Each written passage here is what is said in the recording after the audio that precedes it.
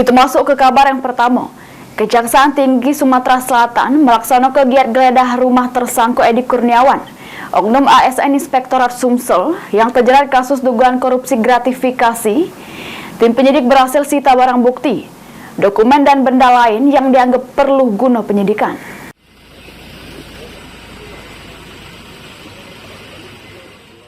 Kejaksaan Tinggi Sumatera Selatan melakukan kegiatan geledah rumah tersangka Edi Kurniawan, oknum ASN Inspektorat Sumsel yang terjerat kasus dugaan korupsi gratifikasi penanganan perkara yang lagi ditangani Kejari Palembang.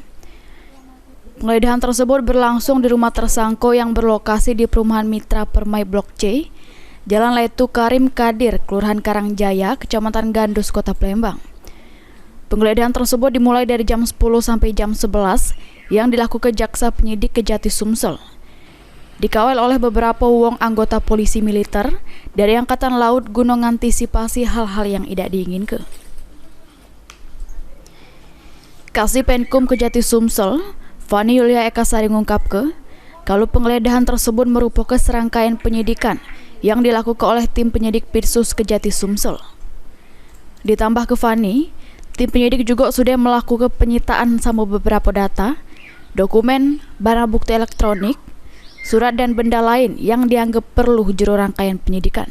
Di mana tim penyidik bidang tindak pidana khusus Kejaksaan Tinggi Sumatera Selatan ini melakukan penggeledahan itu terhadap rumah tersangka EK yang beralamat di Jalan Letu Karim Kadir, Perum Mitra Permai Blok C, RT 024/003 Karangjaya, Gandus, Palembang, Sumatera Selatan.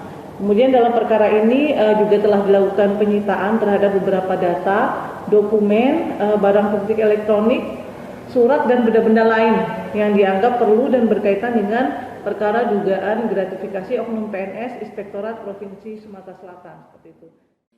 Sementara itu jumlah saksi yang sudah diperiksa oleh tim penyidik juru perkara ini sejumlah 24 wong saksi. Lutfi, PAL TV.